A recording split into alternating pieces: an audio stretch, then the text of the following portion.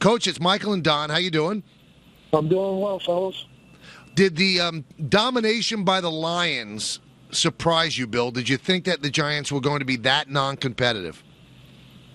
I thought it would be a tough task in Detroit, but the score was a little surprising to me. I mean, the Giants, I'm certain, in any area are not satisfied with their performance. So, it's the first week of the season.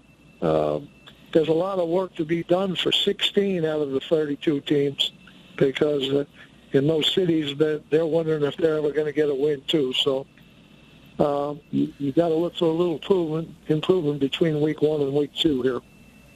Bill, I know you had said that the new system, that's a little bit of an overrated excuse. I think it's almost a smokescreen. I watched that game on Monday, and I just didn't see execution at all. And I'd be really concerned about the talent level of this offense. Is that fair? I think your concerns are pretty accurate in some respects. And the new system thing, don't forget, Detroit had a new system too. That's right. Yep. It's not like the Giants are playing solitaire there. Detroit had a new head coach. They have a new system. They have a veteran quarterback. And it didn't seem to bother them any. But they do have pretty good array of skilled people in Detroit. The things that I'm concerned about with the Giants are all centered around, as I said last week, their offensive line and, production from the tight end. Bill, if you're Tom Coughlin and a team plays that way, and he said after the game when he met the media that no excuses, we were awful and everything, do you scream at the team? Do you get angry at the team? Or do you just try to tell them it's early, things will get better? How do you approach that? I think you try to correct the mistakes, and you let them know, hey, we're going to get back to work, and I'm expecting a marked improvement from this week to next week. And that's what I'm looking for. And the players that I see coming along and acting like they're going to improve and wind up improving during the game, they're going to be on solid footing. And the other ones, it's going to be questionable. Does yelling ever work? Is that ever a tactic? Sure. Is it ever a tactic? It was for me. I mean, it's my personality. I don't know how effective it was, but, there's sometimes when you just get fed up with things and you got to let it out and you got to let your team know and in no uncertain terms. And every once in a while it gets a little heated and it can get a little personal too. So that happens with some coaches. And, I don't know how Tom will approach it. No, I don't know what he did, but I know myself, every once in a while, not all the time, but every once in a while there'd be a little of that. Bill, so much made about the offense. Defense didn't play well either. And a lot of the free agent money went into that secondary, and they were carved up. How much of that is on the Giants, or are the Lions that good?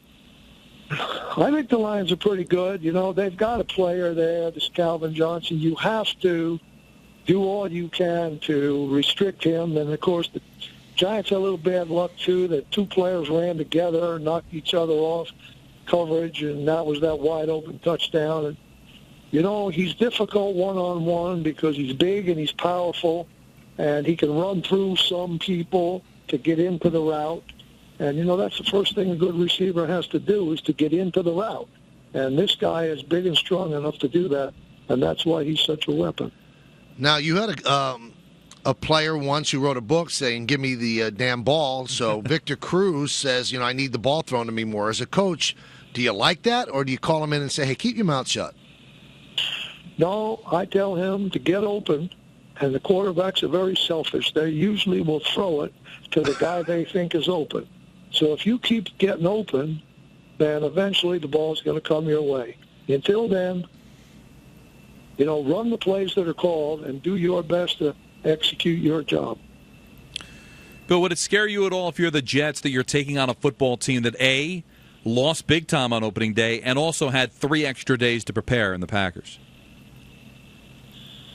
I think early in the season that's not really as much of a factor.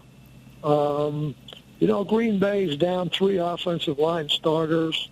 They don't have any depth on their defensive line, and I think those two factors make it a kind of a favorable matchup for the Jets. I think the Jets' defensive front against a very inexperienced Green Bay offensive line, and the Jets' offensive front against, I think, depleted core of defensive linemen there. They lost B.J. Roger, who was kind of a mainstay in the middle there. I think the Jets have a good opportunity. Now, if you think you're going to go out there and get in a shootout with Aaron Rodgers, with Geno Smith shooting it out against Aaron Rodgers and win, I would think that your chances would probably be minimized. But I do think they have an opportunity to control the game, and I think they have to do so with the running game a little bit and mixing in play action. I think they can give Green Bay a lot of trouble. Now, Green Bay is a tough place to play. So Jets got a little bit of a young team here, and, you know, they'll find out a little bit about what they're about going to Green Bay.